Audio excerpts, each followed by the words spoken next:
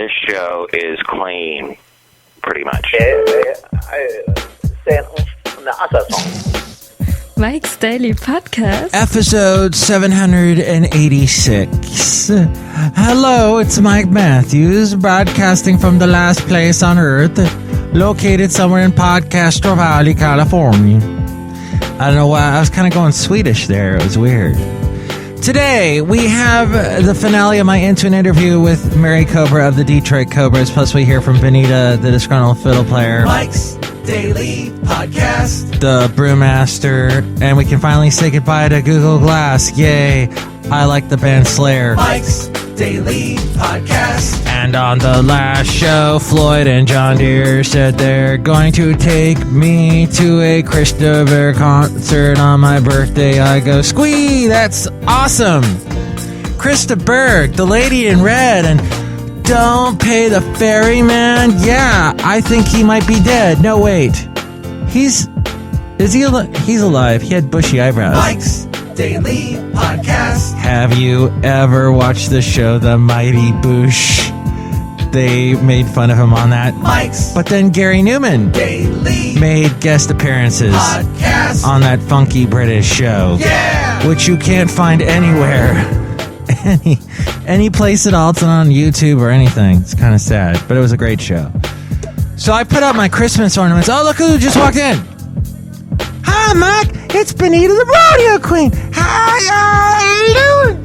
And it's a disgruntled fiddle player. Tell you what. What? I was on yesterday's show. We had on my nephew, and he's a redhead. Yeah, what's his name? Neff. Uh-huh. Nefertiti? Now you watch your mouth. Yeah, so I put my Christmas ornaments up already in my house. Wow, Mike, that's so festive and jovial. Yeah, and I do it because my birthday typically, well, you know, it's not every year. I guess it's like every 20 years. Oh, look who else just walked in. Hello there, Mike. I make the root beer. I'm the brewmaster. Oh! Are you okay? Yeah, I'm all right. And what root beer are you making in the vat today? It's a delicious root beer. I'm not making anything. You aren't? Nah, I've decided I'm going to stop making root beer for a while. I'm taking a sabbatical. A sabbatical? Yeah, sabbatical. Oh, well, enjoy your sabbatical. Thanks, Mike.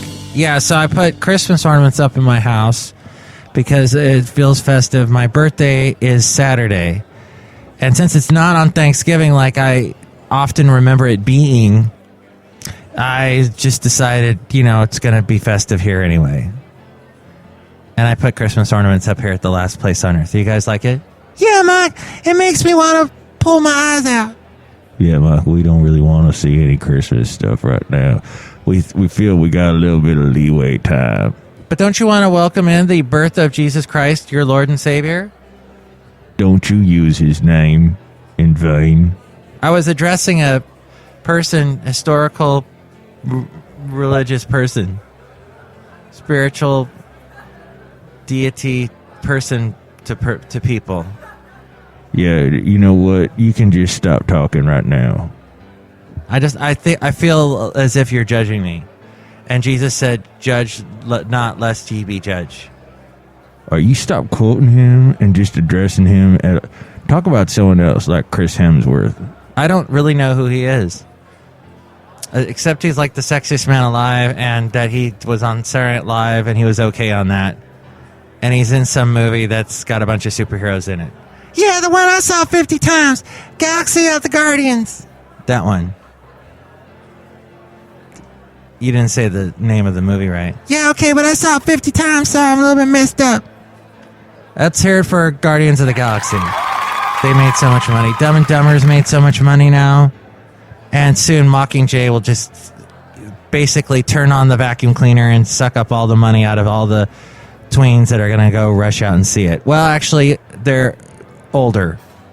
Tweens and older. Many other. It's a wide swath of the American population and the world population that's going to go see Mockingjay, which is the they did a Twilight thing here where they took the last book and they divided it into two. So that's what they did with Mockingjay. They took the last book, which came out a couple years ago, divided it into two. It came out in 2010 originally, the book, according to my Wikipedia source. And then, remember The Hobbit? They split that baby up into like 50. Well, they've got still a couple more to go, don't they? They split it up into 4 movies, I think. I don't know. I don't go see movies. So, why are you all looking at me? I don't know. You're just talking. I'm just glad you didn't talk about my Lord anymore. That's a great song by George Harrison. My sweet Lord. Stop. Hallelujah. Okay, I kind of like that song. Guys, I want to go because you two are bickering and it upsets me. Bye! Galaxy of the Guardians! Well, some things do well in popular culture and others do not. For example, Google Glass. According to Reuters, after 2 years of popping up at high-profile events sporting Google Glass, the gadget that transforms your eyeglasses into spy movie-worthy technology and makes you look like a total nerd. Google co-founder Sergey Brin sauntered barefaced into a Silicon Valley red carpet event this past weekend. He'd left his... Yes! Shocking. He'd left his pair in the car, he told the reporter. The Googler, who heads up the top-secret lab which develops Google Glass, has hardly given up on the product. He recently wore his pair to the beach. Many developers and early Glass users are losing interest in the much-hyped $1,500 test version of the product, a camera, processor, and stamp-sized computer screen mounted to the edge of eyeglass frames. Google Inc. itself has pushed back the Glass rollout to the mass market. What is it with Google and the things that they make? Like, they're great on the web, but the hardware stuff they make, Google Glass, the Chromebook, was there Google TV that failed? While Glass may find some specialized, even lucrative users in the workplace, its prospects of becoming a consumer hit in the near future are slim, many developers say. Of 16 Glass app makers contacted by Reuters, 9 said that they had stopped work on their projects or abandoned them, mostly because of the lack of customers or limitations of the device. 3 more have switched to developing for business, leaving behind consumer products. Plenty of larger developers remain with Glass. The nearly 100 apps on the official website include Facebook and OpenTable, although one major player recently defected, and that was Twitter. If there was 200 million Google Glasses sold, it would be a different perspective, but there's no market at this point, said Tom Frenzel, the chief executive of Little Guy Games, which put development of a Glass game on hold this year and is looking at other platforms, including the Facebook Inc.-owned virtual reality goggles, Oculus Rift. Several key Google employees instrumental in developing Glass have left the company in the last 6 months, and a Glass funding consortium created by Google Ventures and 2 of Silicon Valley's biggest venture capitalists quietly deleted their website, routing users to the main Glass site. Google insists it's committed to Glass, with hundreds of engineers and executives working on it.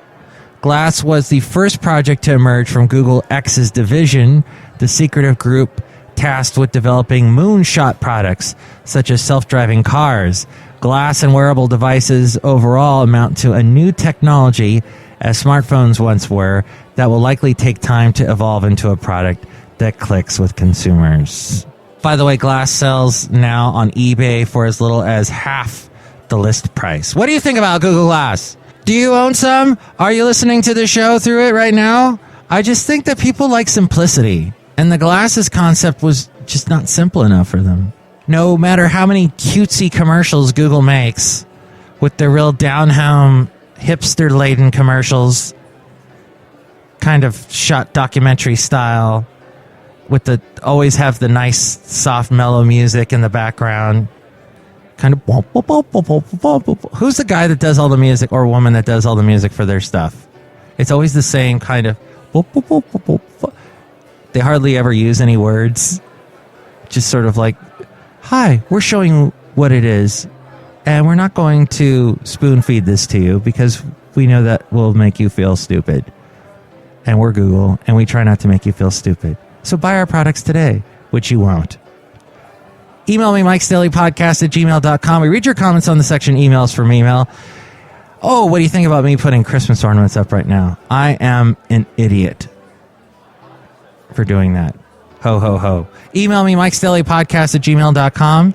You can also email me there if you'd like to be a guest on the show or if you'd like to sponsor the show. MIKEs-DAILY-PODCAST-786-Rock. There's also the website, MIKES-DAILY-PODCAST.com, with links to where to find us on iTunes.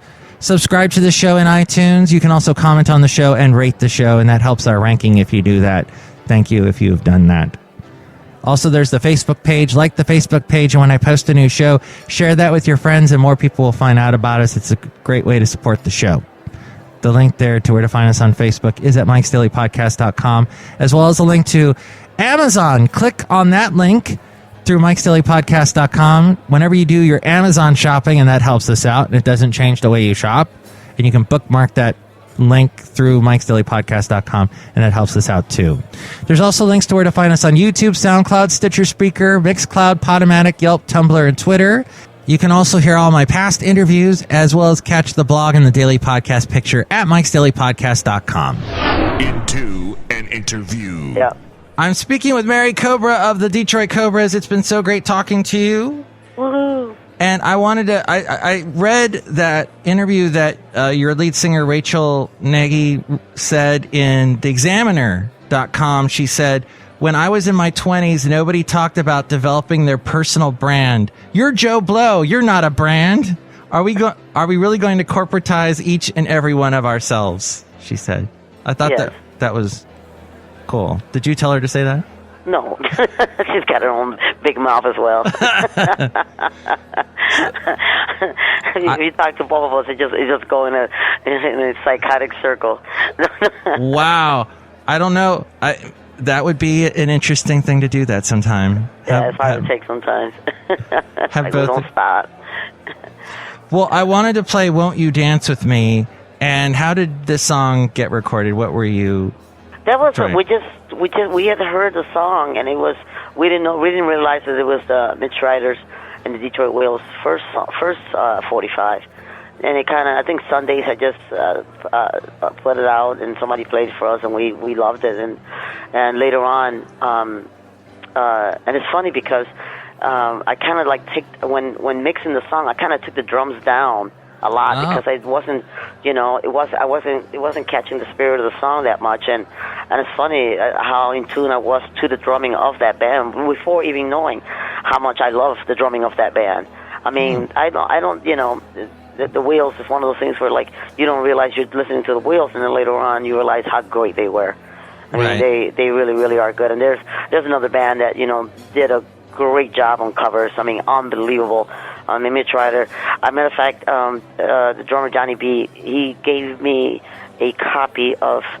Because the Wheels were really, really early on in the history of Detroit rock and roll. I mean, before the MC5, before the Stooges, before they were the Wheels, and they were almost done before they came around. Oh, man, I got to listen to some of their stuff. Yeah, and Mitch Ryder was like a great singer. I mean, great R&B singer, and Johnny B gave me a copy of them playing live in upstate New York, and Mitch is just, singing like a banshee, man, screaming. He had a really good range, and just, they were just a really, really good band. They were like rock and roll, you know what I mean? Dang. Like they loved R&B. I think two of them were like jazz lovers, and he was a good scream shouter, and they did what you're supposed to do with a song, in my opinion. Well, because Devil with the Blue Dress is like another song that we were well aware of before I knew Mitch Ryder and those guys did it. Right.